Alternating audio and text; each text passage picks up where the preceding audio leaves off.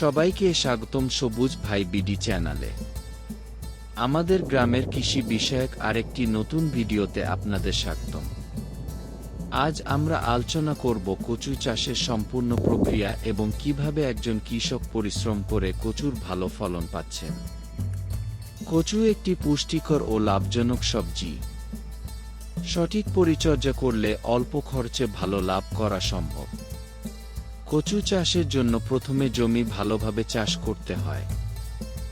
জমির মাটি ঝুরঝুরে ও পানি নিষ্কাশনের ব্যবস্থা থাকতে হবে। এখানে কৃষক জমির আগাছা পরিষ্কার করছেন এবং কোদাল দিয়ে মাটি আলগা করছেন। কচুর গাছ দ্রুত বেড়ে ওঠার জন্য জমিতে জৈব সার ব্যবহার করা খুবই গুরুত্বপূর্ণ। প্রতি বিঘা জমিতে পর্যাপ্ত গোবর সার ও কম্পোস্ট সার ব্যবহার করলে ফলন ভালো হয়। জমি প্রস্তুত হওয়ার পর কচুর বীজ বা চারা রোপণ করা হয়। সাধারণত এক গাছ থেকে আরেক গাছের দূরত্ব 1 থেকে অর্ধ 1 ফুট রাখা ভালো। এতে গাছ পর্যাপ্ত আলো বাতাস পায় এবং রোগের আক্রমণ কম হয়। বর্ষাকাল কচু চাষের জন্য সবচেয়ে উপযোগী সময়। তবে সেচের ব্যবস্থা থাকলে বছরের অন্যান্য সময়েও কচু চাষ করা যায়। কচুর জমিতে নিয়মিত আগাছা পরিষ্কার করা খুবই জরুরি।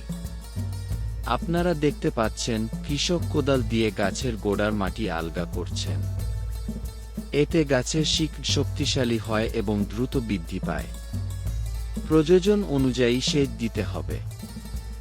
অতিরিক্ত পানি জমে থাকলে গাছের ক্ষতি হতে পারে। পাশাপাশি রোগবালাই দেখা দিলে কৃষি কর্মকর্তার পরামর্শ অনুযায়ী ব্যবস্থা নিতে হবে। সঠিক পরিচর্যা করলে কচু গাছ কয়েক মাসের মধ্যেই বাজারজাত করার উপযোগী হয়ে যায়। বর্তমানে বাজারে কচুর চাহিদা বেশ ভালো।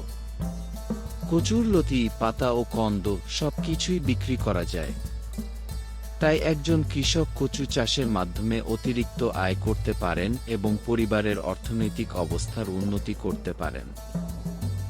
আজকের ভিডিওতে আমরা কচু চাষের বিভিন্ন ধাপ সম্পর্কে জানলাম। ভিডিওটি ভালো লাগলে একটি লাইক দিন, বন্ধুদের সঙ্গে শেয়ার করুন এবং কৃষি বিষয়ক আরও নতুন ভিডিও পেতে আমাদের চ্যানেলটি সাবস্ক্রাইব করুন।